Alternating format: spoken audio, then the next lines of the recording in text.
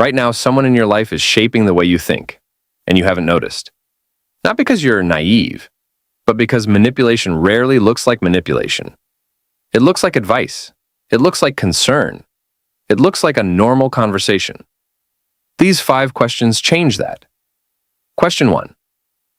What does this person actually need right now?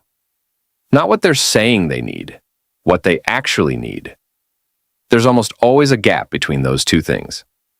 And that gap is where influence quietly operates.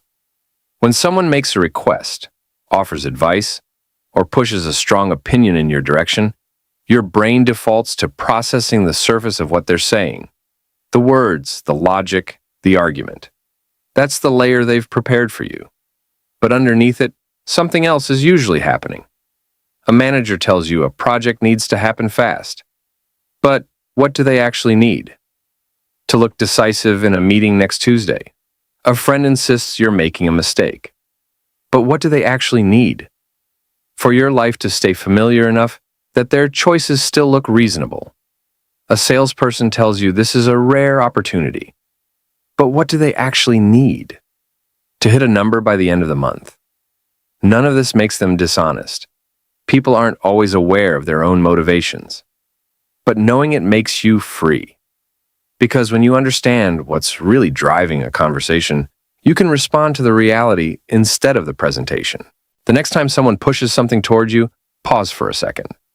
Ask yourself silently, what outcome does this serve for them? You don't have to say it out loud. You don't have to bring it into the conversation at all. You just have to know it. Once you start asking this question, you'll notice how often the surface of a conversation and the engine underneath it are pointing in completely different directions. And that awareness alone puts you in a different position than almost everyone else in the room. That one question changes everything that follows. Question 2.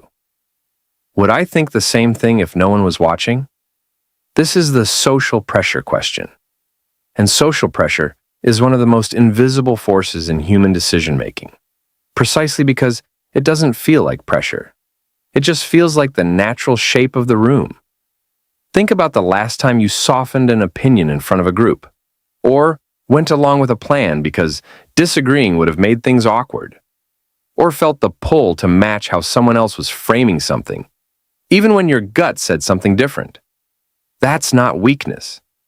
That's just how humans are wired. We regulate ourselves in relation to other people. We read the room and adjust. Most of the time, that's a social skill.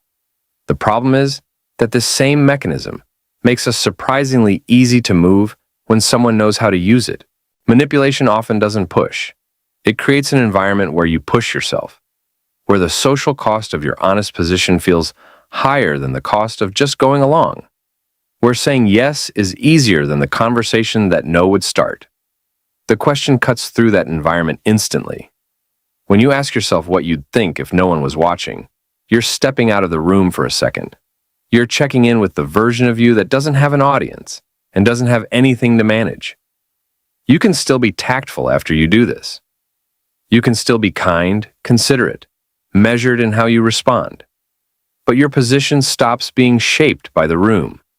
And that difference between responding from the room and responding from yourself is the difference between being influenced and being manipulated. It takes about 3 seconds. Make it a habit. Question 3. What am I not being invited to look at? This one requires a bit more awareness, but once you start using it, you'll see the pattern everywhere. Every act of misdirection works the same way. Something is placed in the center of your attention, so something else can stay at the edges. The thing at the edges is almost always what matters more. A conversation is made urgent, so you don't have time to think clearly about whether the decision is actually yours to make. An emotional story is placed in the foreground, so an inconvenient fact can stay in the background. Flattery is deployed early, so your guard is lower when the real ask arrives. Complexity is introduced not to inform you, but to exhaust you into agreement. The question, what am I not being invited to look at, trains you to check the edges. Not suspiciously, just deliberately. It's a small act of attention that most people never think to perform. When you're in a conversation that feels like it has a direction, pause and look sideways. What hasn't come up yet? What's been consistently avoided? What would change the whole picture if it were brought in? Who benefits if you stay focused on what's in front of you? Sometimes the answer is nothing. The conversation is exactly what it appears to be. But sometimes you'll find something sitting quietly off to the side, and the moment you see it, everything else suddenly makes a different kind of sense. That moment of clarity is worth more than any argument you could have won on the surface. Question 4. Would I still want this if the idea came from me? This is the subtlest question on the list. And in some ways, it's the most important one. The most sophisticated manipulation doesn't push you towards something. It plants a seed and lets you grow it yourself. By the time you're committed to the idea, it feels completely like yours. The enthusiasm is real. The ownership is genuine.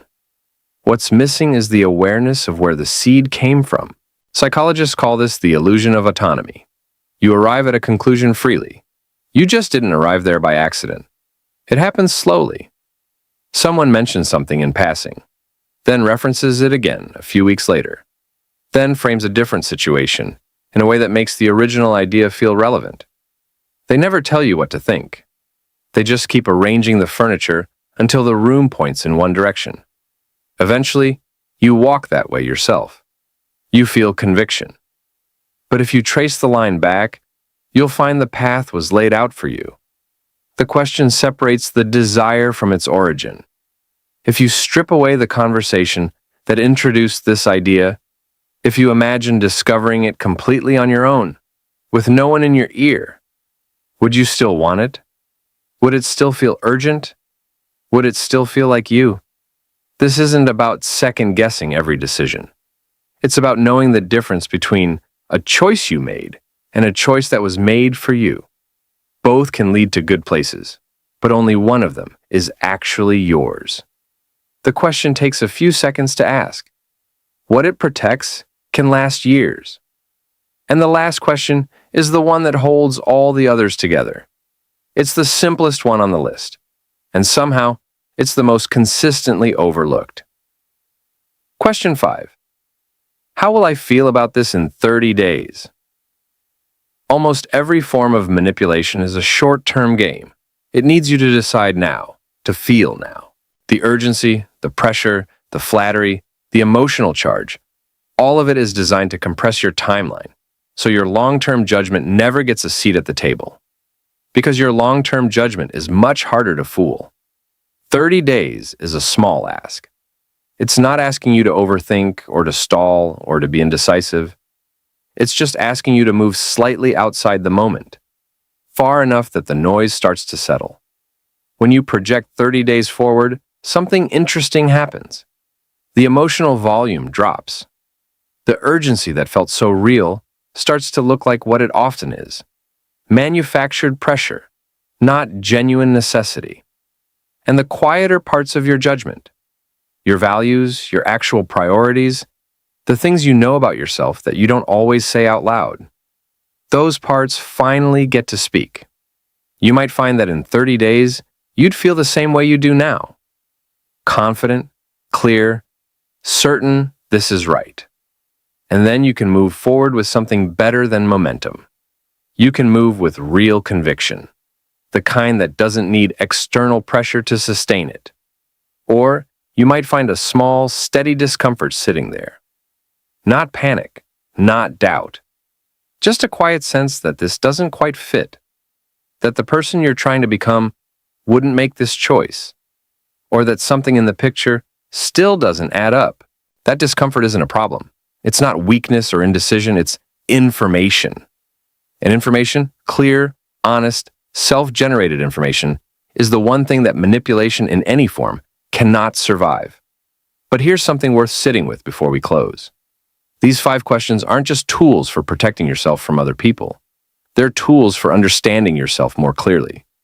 Because the truth is, the more you know about how you actually think, what you really want, what actually matters to you, what you'd choose when no one is watching, the less room there is for anyone else to fill that space with something that isn't yours. Manipulation works best in the gaps between what you think and what you say, between what you want and what you've never stopped to name, between who you are and who you haven't yet decided to become. These questions close those gaps, one conversation at a time. 5 questions. None of them loud, none of them confrontational, all of them calm. What does this person actually need right now? Would I think the same thing if no one was watching? What am I not being invited to look at? Would I still want this if the idea came from me? How will I feel about this in 30 days? The reason they work isn't because they make you suspicious of people.